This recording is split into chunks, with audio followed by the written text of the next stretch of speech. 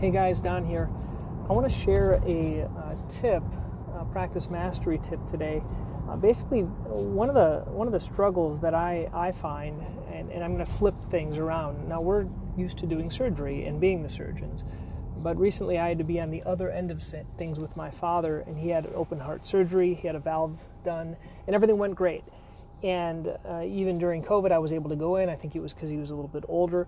But I want to share a little bit about this experience because I think it's something that we might be able to apply in our own practices.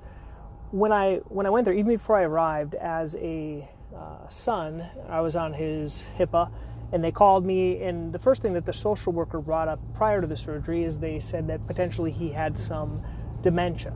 Now, he doesn't have dementia, and when I went there, I was a little concerned that he might have, but that's just my dad. He's a little forgetful, he's a bachelor, he's been living in South Dakota by himself for a lot of years, and that was not an issue. But I was appreciative that they called me, and as well, the doctor called me on the phone to go over things, because I'm his only son.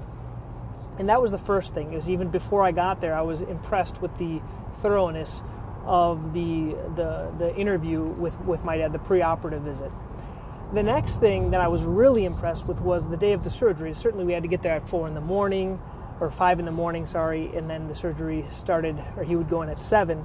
And the whole process was normal, the pre-surgical exam and things like that, putting in the IVs. But the part that really was amazing was when he left for the surgery at 7, I went back to the hotel because I couldn't stay there. And then they called me. They called me when they made the first incision. They called me when they finished sewing in the valve. They called me when he was done with the surgery, and then they also called me when they were in the ICU. So I was waiting, it was about a 4-hour surgery, and I got phone calls. They actually interrupted me 3 or 4 times during that time to tell me how he was, which was really nice.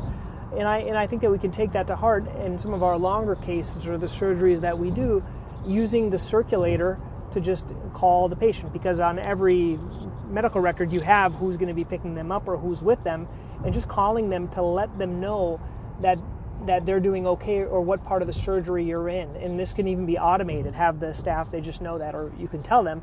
But if you could very easily say, when you're starting the first incision, when you're halfway through, and then when you're done. And I think that's something nice. The first time I ever heard this was from a urologist. He wrote a lot of articles in podiatry management. His name is Neil Baum, and he did this as a urologist, and I think we can do it just as well as podiatrists. So I hope you found that helpful tip today. And if you want to join the next group session that'll happening in the month of March, we're going to be talking about protocols for plantar fasciitis. I would just go to Podiatry Practice Mastery and then sign up, and then we will send you that invitation with the link to participate or the replay if you would like. Okay, have a great day, guys.